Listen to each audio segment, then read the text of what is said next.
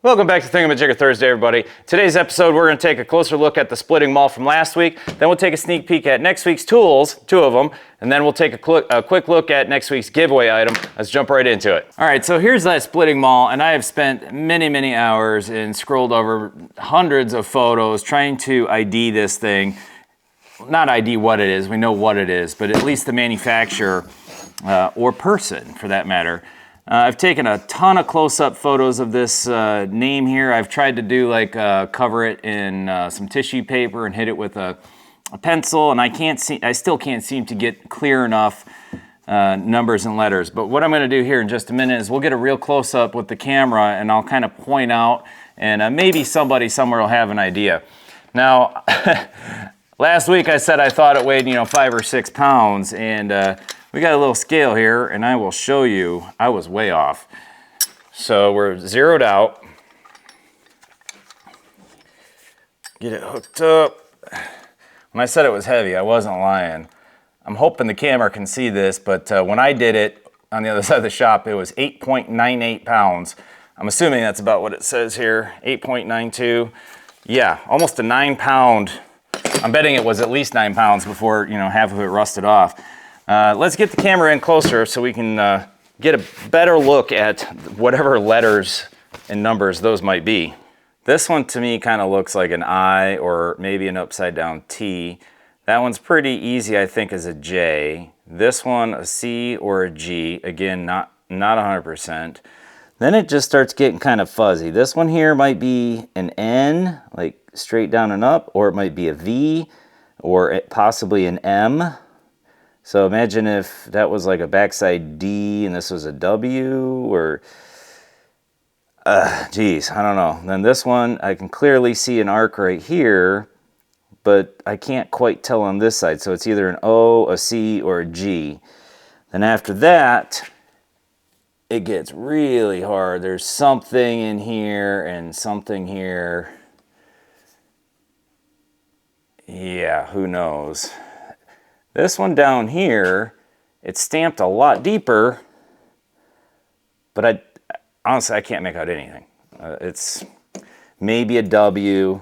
This one right here is the only one I'm pretty sure is a K. And I don't know of any makers that have a K in their name. So, I'll try to move this light around. Maybe you guys can get a little bit better idea of what we're looking at.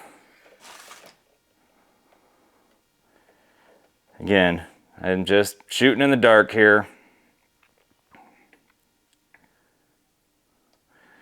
Go ahead and pause it if you need to. I'm going to be moving the camera in just a quick second.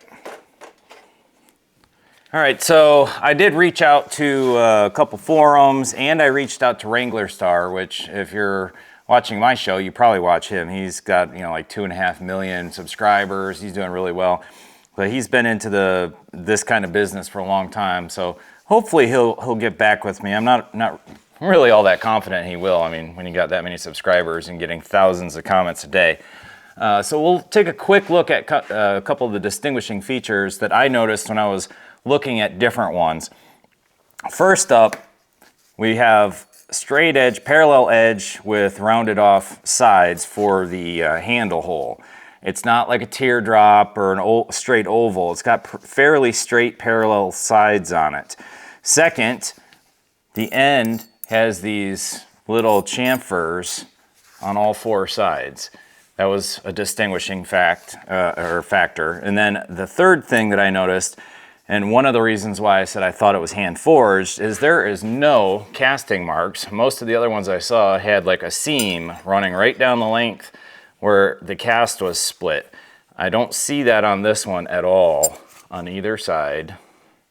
So there is a very slight indent right here on both sides, and you can kind of see it when we do this. See how it's a little bit thinner right here and here. So I don't know if maybe it was added onto, but anyway, so that's it. If anybody's got any ideas, please let me know. I will keep researching it just like I will all of the other tools that are in our stumper list right now. And hopefully I can come up with something. All right, moving on. Next week's sneak peek tools, I have two of them. Since we've had a couple stumpers lately, I figured I'd throw an easy guy out there. Maybe somebody can throw in the comments if you know what this is, and we'll go over that next week. This one's a little bit tougher, probably a lot tougher actually. It's just a handle. It's got a threaded shank attached to the handle, and then a threaded doodad, if you will. So if you got any ideas on what that one is for, go ahead and throw that in the comments. And for the giveaway next week, I know I just did a video on one of these, not this particular one, but 2 weeks ago I did this, and it's a windshield knife, or a cold knife used to get underneath the side of a windshield, and you pull it to cut the sealant behind the windshield. And I happened to find another one at an auction that I got for basically nothing. So this will be the giveaway item next week. If you would like to be entered into the giveaway for this, please type the number 1, O-N-E, type it, O-N-E, or put a thumbs up emoji. And I will assign you a number, and then next week we'll have a drawing, and I will ship it out to you free of charge. And I'll explain everything else, all the details of the giveaway in the description box for this video. And if you haven't checked out Wrangler Star, I highly recommend it, especially a lot of his older videos. He does a lot of homesteading and, you know, axe handles, rehandling, that kind of stuff, and sharpening blades, and lots and lots of good content. And I have one other quick surprise. Another channel that I watch, AVE, Alpha Victor Echo. Love that guy. He's a great YouTube channel, and he does a lot of CNC stuff and a lot of fix-it stuff. Him and Wrangler Star are actually kind of the inspiration for my channel. And he just came out with this really, really cool knife. Now, I love my 25mm knives. This is an Olfa brand, 25mm snap blade, you know, and I have 2 of these and then one DeWalt Slider 25mm, and I love these. I keep them strategically placed around the shop. Well, he had these custom-made knives put up for sale just recently. And if you would like to see a video of how I go about putting this thing together, let me know. But basically, it's kind of the same thing, except it's a slider, push-button slider. All the parts are in here. And yeah, talk about slick as snot. I'll put a link in the description about his video, and you can see what it looks like when it's done, because obviously right now it's all pieces. And yeah, it's just super cool when it's actually put together.